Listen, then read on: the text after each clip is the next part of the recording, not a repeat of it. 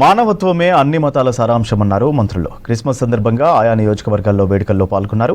ఇందిరమ్మ ఇండ్ల మంజూరులో దళిత క్రైస్తవులకు తొలి ప్రాధాన్యత ఇస్తామని చెప్పారు.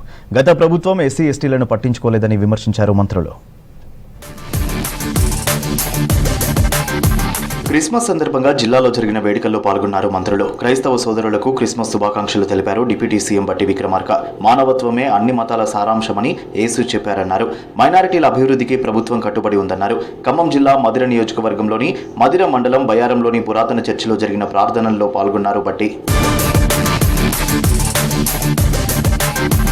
ఖమ్మం జిల్లా ఏఎస్ఐ చర్చిలో ప్రత్యేక ప్రార్థనలు చేశారు మంత్రి తుమ్మల నాగేశ్వరరావు. ఈ సందర్భంగా క్రిస్మస్ శుభాకాంక్షలు తెలిపారు.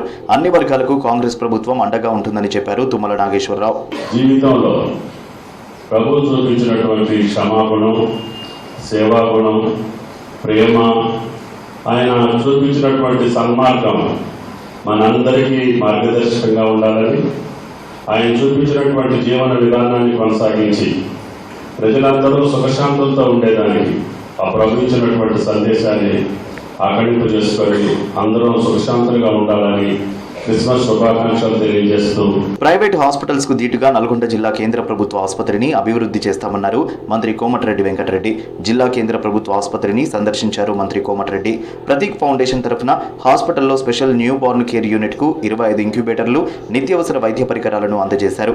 ఆసుపత్రికి కావాల్సిన అన్ని సదుపాయాలపై కలెక్టర్ నుంచి నివేదిక రాగానే ప్రభుత్వం ద్వారా తమ కుమారుడి పేరిట ఏర్పాటైన ప్రతీక్ ఫౌండేషన్ నుండి నిధులు కేటాయిస్తామని తెలిపారు మంత్రి. మా కలెక్టర్ గారు చెప్పినట్టు డెఫినెట్గా నేను ఇంకా 1 మంత్లోనే ఇంకొక కొత్త బిల్డింగ్లో కూడా ఒక ఫ్లోర్ తీసుకుంటున్నాం. బిఫోర్ డెలివరీ అయిన పేషెంట్స్ని అక్కడ చేయడం. ప్రైవేట్ హాస్పిటల్స్ హైదరాబాద్లో చెప్పే ఫేమస్ హాస్పిటల్స్ రెయిన్బో కానీ, అంకురా కానీ అలాంటి హాస్పిటల్స్ కోటీశ్వర్లు అలా హాస్పిటల్ని చేయాలనేదే నా లక్ష్యం. ఎందుకంటే మనం ప్రజాప్రతినిధిగా రోడ్లు వేసినా, బ్రిడ్జ్లు వేసినా దానికంటే ఎక్కువ పేదవారికి సాయం చేయాలనేది నాకు ఇప్పుడు ఆలోచన ఉంటుంటుంది. ఇప్పుడు అలాంటి కలెక్టర్ మా జిల్లాకు రావడం నా అదృష్టం. గత ప్రభుత్వం వల్లే ములుగు జిల్లా అభివృద్ధికి నోచుకోలేదన్నారు మంత్రి సీతక్క. ములుగు పంప్ హౌస్ నుంచి గోదావరి జలాలను జంగాలపల్లి బంజరు చెరువుకు విడుదల చేశారు. ములుగు నియోజకవర్గానికి బీఆర్ఎస్ సర్కార్ చుక్క నీరు ఇవ్వలేదని ఆరోపించారు మంత్రి. ములుగు నియోజకవర్గాన్ని సస్యశ్యామలం చేయడమే లక్ష్యమన్నారు. రైతును రాజును చేస్తామన్నారు మంత్రి సీతక్క.